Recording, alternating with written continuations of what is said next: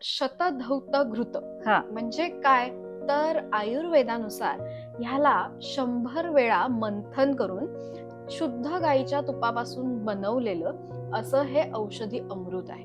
बर सो ह्याला अमृत का म्हटलं जातं? तर आपण जेव्हा ही बनवण्याची प्रक्रिया करतो तेव्हा एक प्रकारचं मंथन आपण करत असतो. जेव्हा थंड पाणी आपण त्या तुपात घालतो आणि त्याला घुसळून घुसळून हे तयार केलं जात असतं, तर ही मंथनाची प्रक्रिया केली जात असते आणि त्याच्यातून जेव्हा ही प्रक्रिया पूर्ण होते तेव्हा अगदी मऊसूद असं क्रीम तयार होतं. म्हणजे अच्छा जे तूप आहे त्यापासूनच हे क्रीम क्रीम तयार तयार होत होतं. असतं. सो ह्याला आयुर्वेदानुसार शतधौत घृत असं म्हटलं जातं. शत म्हणजे 100 आणि घृत म्हणजे तूप आणि धौत म्हणजे धुतलेलं. हा साधा त्याचा अर्थ अर्थ आहे. आहे.